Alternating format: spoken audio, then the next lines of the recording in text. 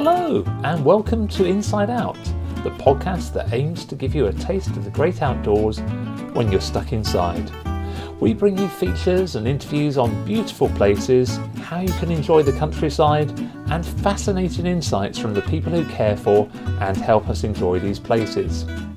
Now, Inside Out is brought to you by Countryside Mobility, an initiative of disability charity Living Options. So we always add a focus on what's happening to make days out more accessible and inclusive. So sit back and join me as we once again step outside.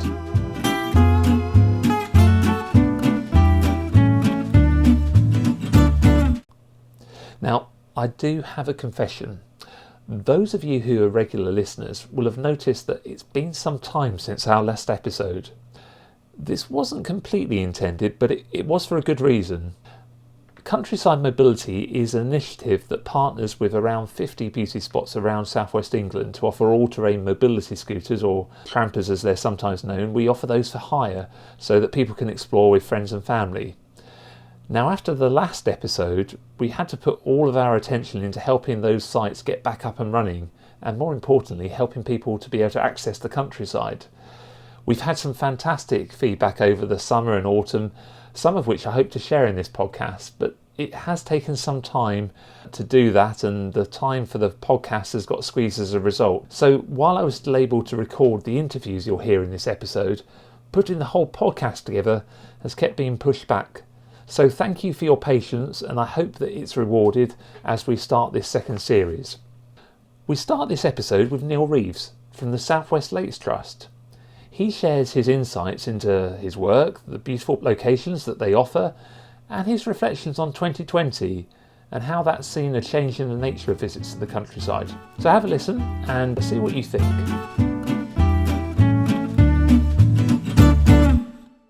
So South West Lakes Trust was born, I guess, in the year 2000, and our key responsibilities are around conservation of wildlife, of habitat, of historic environment, public access to inland waters, and recreation in its informal and its more formal settings. So we manage 40 inland waters across the southwest. That's from Penzance all the way to Exmoor, and then in more recent years we've also taken on the conservation access and recreation responsibility for Bournemouth water, so right across into Dorset as well. So yeah, I guess our remit is growing all the time, and you know, we've got a very clear strap line that we use, and that is, we believe engaging with the natural environment enables people to grow. So that's why we get out of bed. That's what we're all about, and that's the region that we cover. And you offer some fantastic locations for people to go and visit. Do you want to give a kind of sense of the variety that of places in terms of the scale of them, the type of locations they are? Sure. So we, I guess, starting from our biggest reservoirs and our biggest involvement in them, then we start with we run 5 activity centres across Devon and Cornwall and Somerset. So Stivians down in West Cornwall, Sibley back in East Cornwall, Tamar Lakes on the border between Devon and Cornwall up near Kilcampton.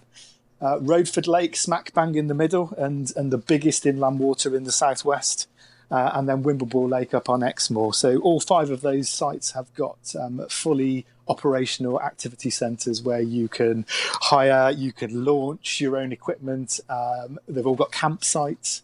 But yeah, they're the places we can get you on the water and get you active and enjoying fresh air and exercise. Those are the kind of places where you go to get active, but there are other places which are very much about quiet recreation and the place for peace and tranquility, aren't there? Absolutely, yeah. So you know, those 5 activity centres and the conference centre at Rodeford makes for quite a busy, active setting, but we also have a great offering in terms of lovely places to walk and be at one with nature. And, you know, sites like Burrator on Dartmoor, where, yes, it can be busy, but within 10 minutes you can be on your own on a footpath, just enjoying the best that Dartmoor has to offer. And, you know, some very small reservoirs as well that you can walk around in 30 minutes. And, you know, some people aren't as active as others, and you may be taking the children out, or taking the dog for a quick walk, or and we've got those kind of sites as well. So places that you can walk around relatively quickly on a Sunday afternoon whilst burning off the calories from a Sunday lunch. Yeah, they're beautiful places, I have to say, and I think that's particularly important at the moment because people are looking for those quieter places. They're thinking, well, where can we get away from the crowds? And some of these places are perfect for that, aren't they? Absolutely, and I think there's something very very ingrained in humans around water, particularly water surrounded by trees. I think, and it kind of puts us at ease. So yeah, I guess if you're trying to escape the hustle and bustle of cities and at the moment, then we have something quite special to offer that can kind of soothe the mind, body, and soul, if I can put it that way. Yeah.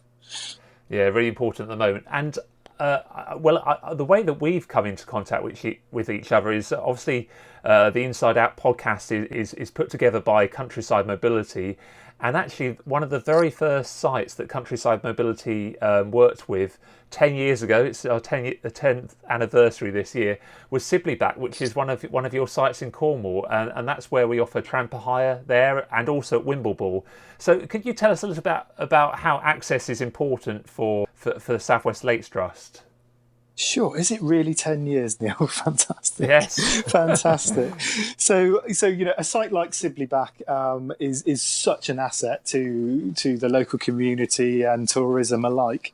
As I mentioned earlier, we do have these sites that aren't hugely they don't require a massive effort to walk around, and Sibleyback is certainly one of those. You can walk around it in 30 or 40 minutes. But yeah, going back to the access thing, for us to be able to provide access for as many people as possible is part of our charitable output, and we, by nature of reservoir sites, they sometimes can be quite inaccessible, and footpaths can be quite rough.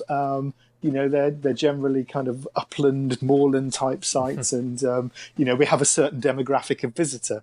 But where we can, we absolutely try and make provision to get as many people access to these beautiful places and all the benefits as we can. And places like Sibleyback and Wimbleball on Exmoor, you can come and you can hire a tramper from us for the day. You can take that around the lake, which at Sibleyback, the most fabulous part of this is you can get all the way around, Yes. and it's a relatively flat surface, and you can enjoy Sibleyback in the same way that everybody else can enjoy it. Wimbleball is a little bit trickier. It's 9 miles plus to get around it, but there's huge amounts of access to Wimbleball. It's a fantastic experience at both places. I mean, I know my mum, the first time she used a tramper ever was at Wimbleball, and she loved it. And I have to say, Sibleyback's one of my favourites, actually. Just the perfect place for someone using the tramper for the first time to be able to go all the way around the reservoir. And it does vary as you go round. Sometimes you feel very much part of the moorland environment. Other times you're in a woodland, and then you've got beautiful views across the lake. It's a fantastic place, and it's got a cafe at the end, so it's perfect.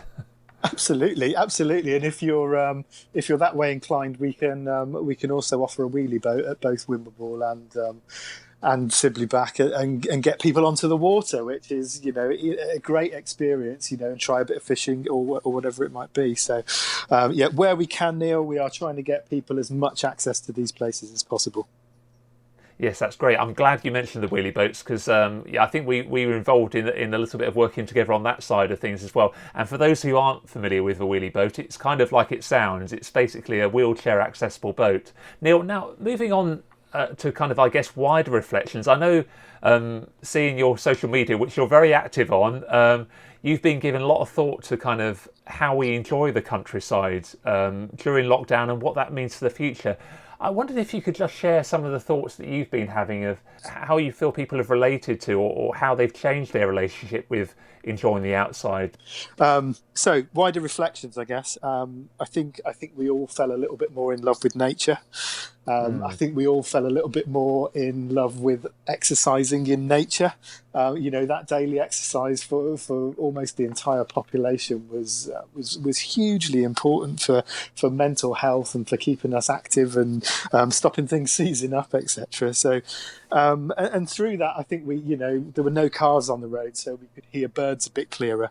There were no planes in the sky, so everything, the sky was a bit bluer, and I think we all just witnessed nature a bit more. Wildflowers creeping up through cracks in the pavement, and the lawns in our local area not being cut quite so vigorously, and just seeing the kind of wealth of insects and things that come with that. So yeah, absolutely. I think we fell in love with nature and started to respect it a little bit more. We also started to respect freedom. Being locked down, it was a very big test for all of us, and I think that access to outside space, access to nature, just became that little bit more important. I guess my question, Neil, is how do we kind of keep that love going? As life moves on, and I guess the hope is that things move back to normal. How do we keep that love going? How can we kind of build on that so that people continue to enjoy going to the countryside and want to do it more in future?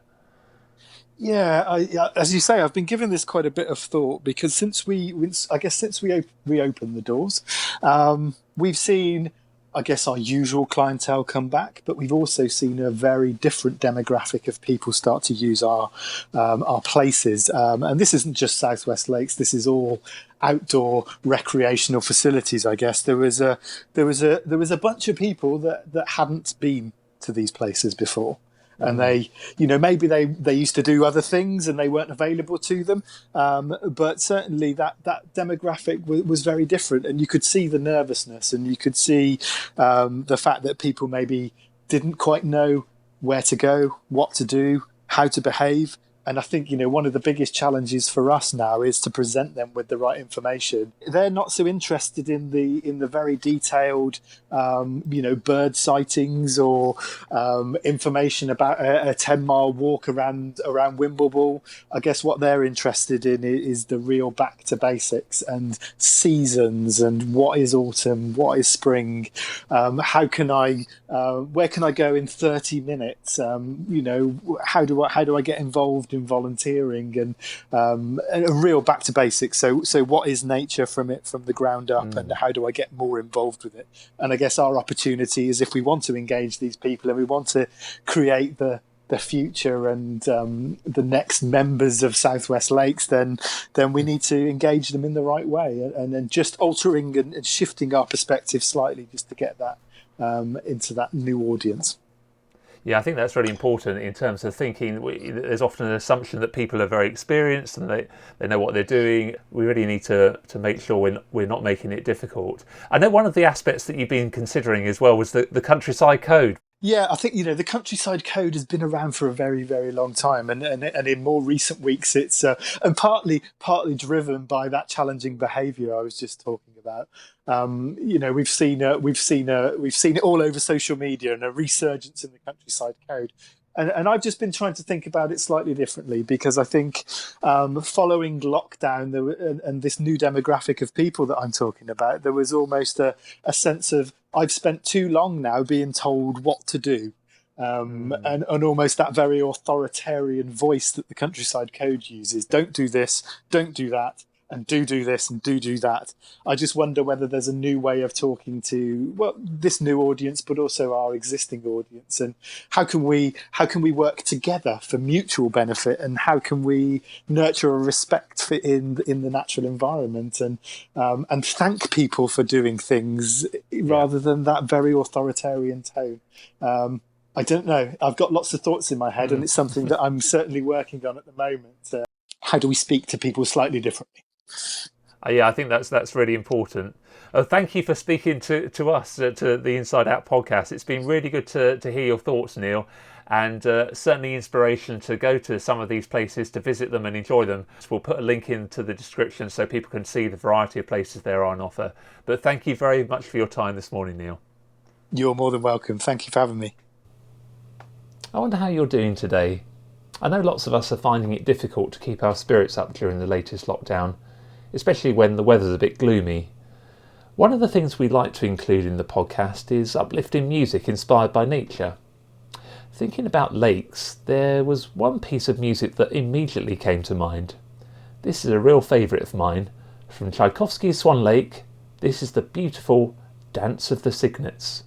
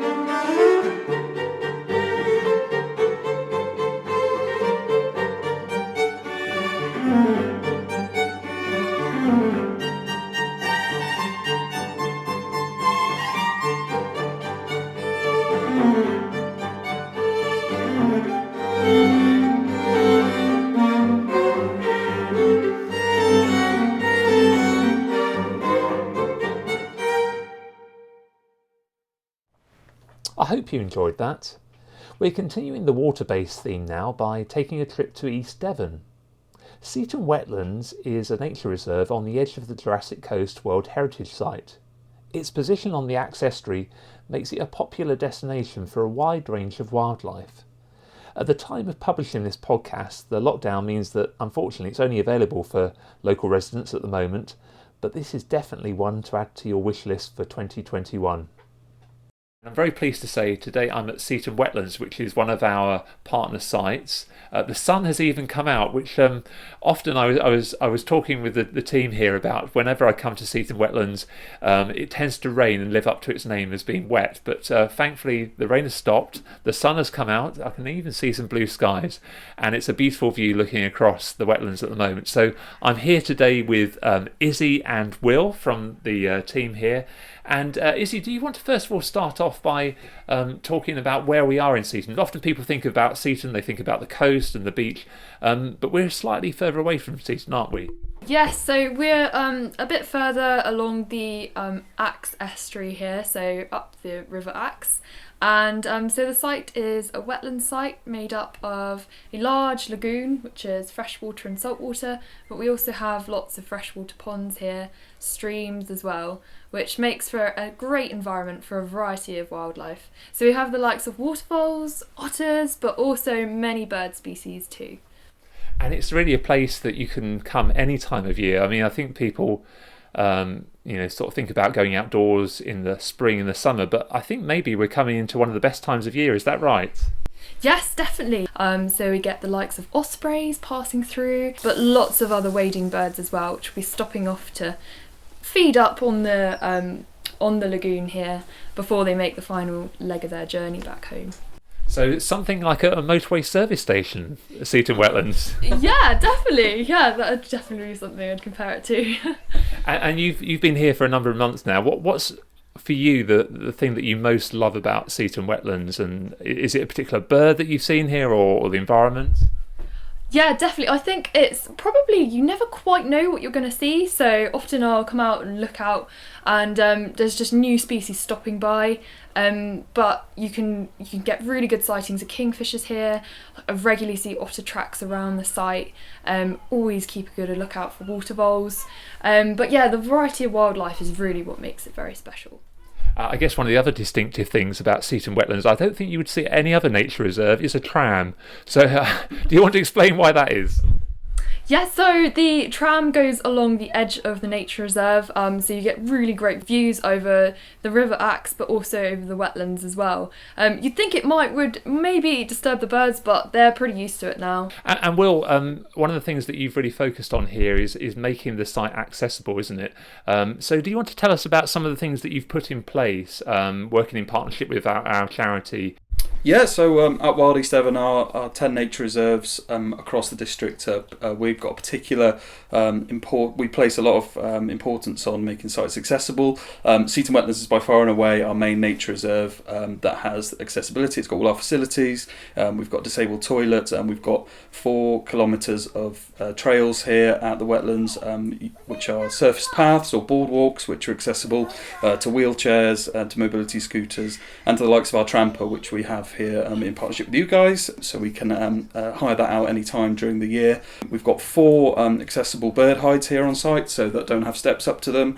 You can go in and take your tramper around and have a look. So if you do have a disability, there's no better place to view wildlife, in our opinion, than coming to Seaton Wetlands Nature Reserve, hiring out the tramper, or bringing your own mobility scooter or wheelchair. We've also got a British Sign Language guide, we have a large print guide, and we have a virtual tour available on an iPad from our site office at the Lookout. So we've got plenty of different ways in which people with different disabilities can come and enjoy the wildlife and enjoy the scenery, and enjoy the Seaton Wetlands Nature Reserve. What difference do you find it makes? What have people kind of been able to experience? What have they said about that? The feedback we get is almost universally positive. People that have used the tramper often say to me that, this wouldn't have been possible. I wouldn't have been able to get this far on a mobility scooter. Their own personal mobility scooter might not have the range. It might not have the durability that our tramper has. So they can get to the far-flung reaches of our nature reserve, right onto Colliford Common, really close to the river. There's no way that a normal mobility scooter would be able to get there. So it's really about uncovering areas of key wildlife that you wouldn't normally get to see. So in that sense, it's definitely worth having. Fantastic. And in terms of, well, someone like me who appreciates but doesn't really understand bird life, what is there here to kind of help someone who's a novice coming along for the first time to be able to get the best out of their visit? Yeah, so we've got loads of stuff on site, loads of interpretation, which will train up either the most amateur birder or someone who's just interested in wildlife. We've got leaflets. Out of COVID seasons, we do have a Discovery Hut open as well, which has got a large information point where volunteers will show you around site and will show you the best places to go and visit. You can perhaps see some of the webcammed wildlife that we've got with otter trails and stuff like that.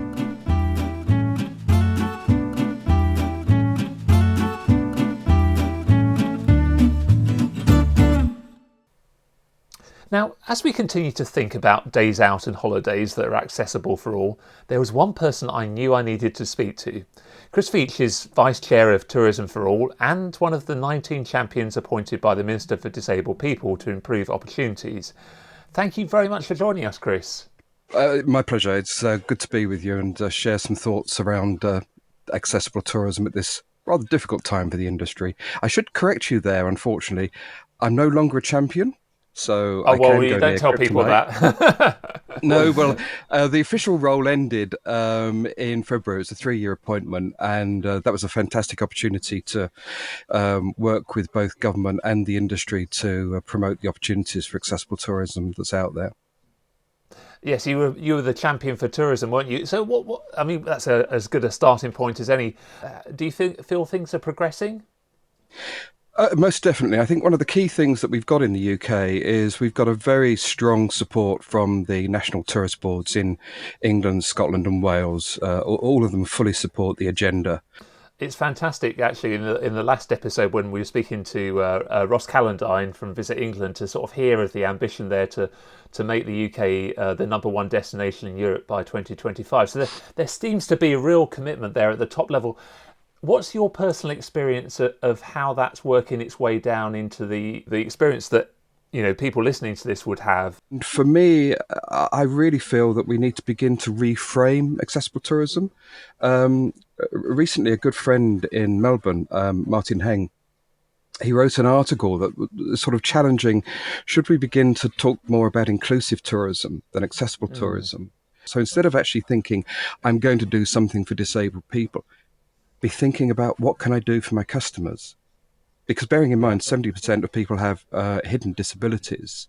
We need to do that, I think, through thinking, how do we offer these amazing experiences? And many businesses will say, the customer's at the heart of our business. Now, I would actually challenge that if they're not actually thinking about that different range of requirements that people may have to be able to fully enjoy. So, for example, I wear glasses. I can go into a restaurant, great food, but if the menu is written in such a way that I can't read it, then that takes the edge off it a bit.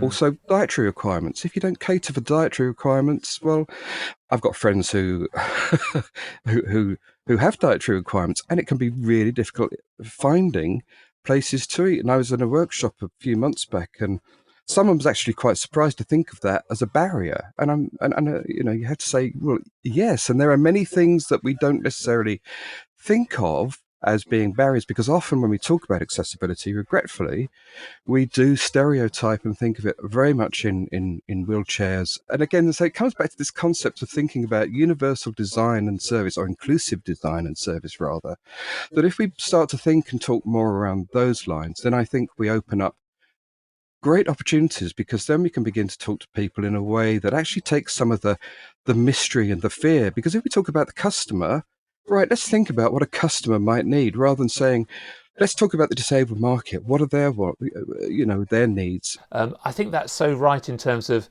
it's ultimately about the experience that people have, and that's not made up just of one component or another. I know certainly for countryside mobility, it's about creating the opportunity for people to go out with friends and family together. The mobility scooter is just the means to an end, really. But that, I just want to pick up really on that customer service thing. I think I sense that a lot of staff are still quite nervous about the idea of, how can I provide good service? What do you think are the keys to providing good, inclusive customer service? Well, let me firstly say the research tells us that for many disabled people out there, one of the key barriers actually is not often the physical environment. It's the lack of welcome. So it is that interaction with staff. And the second is the lack of relevant information that helps them make that decision making. As I say, many are offering great service, but there will be some who may well be hesitant, because it's a case of, I'm not quite sure what to say and do. Because language is an important part of who we are and how we're made to feel. But if people get it wrong, it doesn't matter. The point being, everything needs to be more like the airline industry, really. We should be okay to make mistakes, but learn from those. And it may well be that businesses actually don't make enough of the staff that they have, because probably within their staff, they probably have personal lived experience or family and friends, and they could be a huge resource just within the business without even looking outside. Once they gain the confidence, and once they understand the market, and it's good for business and it's good for their customers, and that's the really important thing, it's not just good for the bottom line, it's great for customers. It's true for all of us. This is the point, I think, that needs to be made. The welcome is important for all of us. Information is important for all of us. The relevant facilities are important for all of us. They just need to paint on a bigger canvas. They just need to think differently. I worked with a team a while ago, and this chap had worked in a hotel chain, and he said if he was on duty with about 4 or 5 others, the other 4 would just run behind the scenes if a wheelchair user came in. Yeah. because they just lack that ability to, oh my gosh, oh, okay, are they going to be angry? Are they? People are people. And that's the end of the day, is Yeah. how we need to see this. The DRC years ago had a great slogan, see the person, not the disability. And I would say to all businesses, see the customer, not the disability. Could I just move us on to, some of your work in Europe? I think you've seen what's happening there, and I'd just be interested, listeners who may be thinking about places to go on holiday that are really improving in terms of accessibility and inclusion. Are there particularly good examples that you've come across around Europe that they may want to have a look at? There are many places in Europe that are doing lots of great work. I mean, I'm often asked, for the perfect destination. Well, I don't think there is any such thing. We shouldn't be seeking to say we are fully accessible and everything's great. We should always be working towards that ambition of wanting to include everybody. And there are many destinations, there are a number of destinations out there in Europe. Visit Flanders for many years for example, has been working a lot around accessibility, and so they've been very key on the scene. Also Catalonia in Spain, there's a lot of work going on in that region. And then there's work in Italy, for example. There's an initiative there called Villages for All. It doesn't use labels. It's looking at it, but it uses information and provides information to help that broad range of people again make up their mind about what's accessible for them and isn't. So there's a lot of work going on in different places. Okay, well, bringing us back to the UK, because I know you'll be very keen to promote what Tourism for All TFA do. Can you tell us a little bit about what the aim of the organisation is, and I guess particularly for our listeners, how it helps people in terms of planning holidays and days out? Well, Tourism for All was basically born out of a report some 40 years ago that was written by Mary Baker, who happened to be the wife of the then Home Secretary. And out of that was born the charity. We do that by focusing on three key audiences, which we call the VIP model: the visitor, the industry, and the policymakers. So for individuals, we do offer a membership. So for £25, you can use the information service that we have as many times as you like through the year, and people can get help to find places that are going to be suitable for them and help organise making arrangements for booking, etc. They also is that a bespoke service then? Because obviously you have the website. Yes, it's an individual service. So if someone says, I'm maybe looking for some equipment, they may be going somewhere and they might be looking for some equipment. Well, we can help look at that and see if we can source things that they may need while they're there. So that also gives access to discounts that our business partners may offer, or promotions that they may be offering at the time as well. But alternatively, we also have a website called the TFA Planner, and that's on tourismforall.co.uk. You don't have to be a member. That's completely free to use, and you can search for things such as accommodation, things to do, food and drink. It really sounds like things are moving forward, and it sounds, progress is being made, but there's so much more that could be done. And I guess the one thing that we both share is hoping that as we come out of the other side of this current challenge, that accessibility remains in the forefront of people's vision for making tourism a better and more inclusive experience. So thank you very much for your time, Chris, and for giving us those insights. It's really helpful. We'll put some links to some of the things you've mentioned into the podcast description so people can find out more. But thank you very much for your time, Chris. And thank you for yours.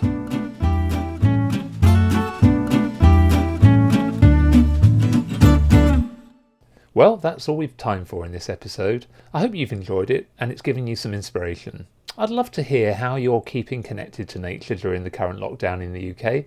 Or if you're listening elsewhere in the world, and around 1 in 5 of our listeners are, then share your experiences of how you're connected there. How are you making the most of what's on your doorstep? We'd love to hear your thoughts via our social media. That's at CM Southwest on Twitter or at Countryside Mobility on Facebook. You'll find links in the description. There's also a link for our website where you'll find out more information about Countryside Mobility. We've got a really exciting year ahead with hope for new locations to come, so do take a look at that. That's all for now, but do spread the word, have a listen to other episodes, give us a review, and most of all, join us for the next episode of Inside Out.